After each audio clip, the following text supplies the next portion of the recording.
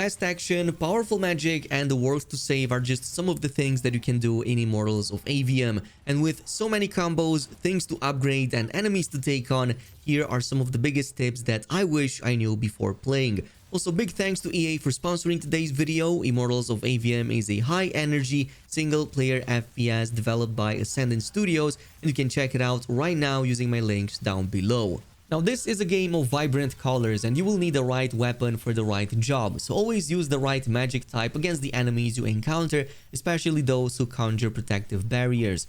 Jack, being a battle mage, has access to all three schools of magic, including red, green, and blue. So red, this behaves like a shotgun. It has excellent close quarter damage, insane bursts, and even provides enemy pushback. Blue, this is your starting skill. This lets you shoot beams with a sniper's precision, offering a great single target critical hit potential from very far away.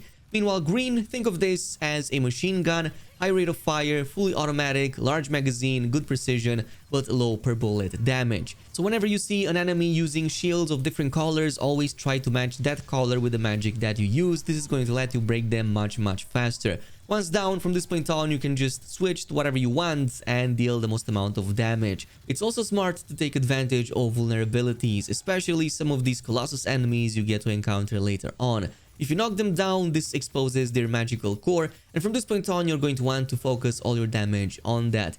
But this will only last for a short period of time, which is why a high rate of fire damage dealer like the green magic will let you make quick work of their health bars. Now, your skill trees are what further augment and make these abilities even stronger. There are 25 spells and 80 talent points that you can specialize into. However, you should really focus on a few key options, including Blink and Shield ability as soon as possible. So starting with the Blink Surge, this is found in the green magic. This is a great option for providing extra damage buffs for a few seconds immediately after using Blink. So this can help a ton to put more pressure on enemies. Early on, you can also get a couple of charges, but if you want even more, you can eventually grab the Greater Blink and gain an extra one to dodge a lot more often. Another one is the Perfect Block. You find this under the blue magic. This allows you to parry incoming attacks without draining your shield health, by essentially making it not get any damage for the first second it's being deployed. Plus, you can combine this with the Siphon Shield from green magic to convert a portion of the blocked damage into HP. So between these two, you'll gain a huge boost to survivability, especially against the increasingly more challenging enemies. But eventually, you'll want to also grab Shroudfanes to make this setup complete. This now makes Blink to also reduce the cooldown of your shield and even restore a portion of its HP so that you can use it again much faster. But there are plenty other options in there that provide extra sources of damage that you will progressively unlock later on. Moving on to number 3, another thing you'll want to do fairly often is to visit any forge, especially after you unlock this ability during the story chapters. So this is a place where you can craft better gear, dismantle items, and also upgrade your sigils. Upgrading gear will improve the stats and the gear score of the item affected. The higher the gear quality, like epic or legendary, the more augments you can add to that item, which can also be seen from the number of dots you can see on the top right corner of the item card. But the later on gear, such as epics and legendaries, can have secret stats that only unlock once the item is fully upgraded, so definitely keep an eye out for those. Since this process will cost quite a lot of gold and essences, it's smart to save your resources for when you get some truly powerful epics or legendaries, especially in the later game. Additionally, you can also deconstruct the gear you no longer use to gain a portion of those resources back. That's why the next tip is to explore the game as much as possible. Immortals of Aveum offers plenty of adjacent routes and secret puzzles to uncover, areas filled with extra loot and resources that you absolutely need to visit if you want to further improve your character. The materials required for crafting can be acquired through a combination of defeating enemies, opening treasure chests, and paying attention to all the side encounters along the way. Now, treasure chests in Immortals of Aveum are quite abundant, yet some are cleverly concealed in less conspicuous locations.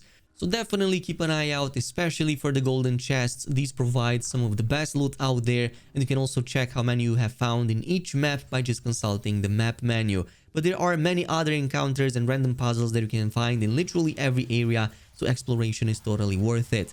Now, not all of these areas are going to be immediately openable from the very start, and that's because you might be lacking certain upgrades and abilities, especially ones coming from the main story, like the refract ability, the grapple, or even the word breaker augmentation. So whenever you're feeling like you just hit a wall or there's no way to progress in a certain side content, simply progress in the main story and chances are that you will unlock something that will let you go back to previous zones. Plus, there's also a way to travel to already explored areas, so you don't really have to worry about losing anything. At number 5, the next tip is to complete Shroudfanes. If you want a guaranteed way to boost your character while testing your skills out, then definitely check out these. They are special challenge areas you can travel to via special portals that you can see by their distinctive icons on the map. Usually they involve defeating waves of incoming enemies, but they can also provide other challenges that you can complete in a certain time. But at the end, you get either a health or a mana upgrade as a permanent unlock for Jack, as well as extra gold, gear, and other resources. Keep in mind that some of these will only unlock after you manage to get certain tools, such as the Lash Grapple, Refract, or the Word Breaker we just talked about. So try to visit these as often as you can. They also provide some of the highest amount of XP of all activities, which is going to make leveling up much easier and thus giving you access to more abilities much sooner. At number 6, do not forget about totems and totem combos. You can equip up to 3 of them in your left hand and they will offer different boosts to your control abilities. So the 3 main control abilities are going to be Lash, Disrupt, and Limpets. So Lash, this is a great gap closing ability, pretty much a whip that can also pull smaller targets to you or propel your character towards larger enemies. But eventually this can also be upgraded with the grapple ability so that you can latch onto grab points and reach inaccessible areas. Then there's Disrupt. This is a beam that can interrupt enemy attacks and even stagger them. This is best used to spell break enemies while they are still spellcasting, which will cause a damage explosion as well as interrupt their cast. You'll want to keep an eye out for when that happens, since enemy that cast will have their health bars flashing momentarily before they unleash their new attacks. Limpets, this is the green magic control spell that launches these smaller blobs that attach to targets and also slow their movements. In combat, this affects enemy attacks, so it's great to slow them down from all points of view. But they also work the same in puzzles, so if you want to slow down an objective so that you can reach the other side, this is the ability you want to use. But in addition to all of these, also don't skip on the elemental orbs and the journal pages that you'll find randomly when exploring. This can be an excellent source of extra XP, as the orbs provide between 100 to 200 points each, letting you fill your Arcanum meter faster and thus gaining more skill points. Meanwhile, journal entries and letters only provide around 20 points, but are worth it if you want to read more on the lore and find out more about what's happening in the world of Immortals of Aveum. Also, I highly suggest to upgrade your pouches as soon as you can so that you can hold more health and mana crystals. When all things fail, having an extra crystal can mean the difference between life and having an early meetup with the end screen, or if you just want more mana to cast more abilities, this can help a ton with that. However, it can be quite costly for each upgrade, so 50,000 gold per upgrade, that's something that you have to keep in mind. And with that, this pretty much concludes all the things you should know before playing Immortals of Aveum. Of course, totally check out the game using my links down below in the description box as well as in the pinned comment. And I will give another huge shout out to EA for sponsoring today's video, and I'll see you guys in the next one.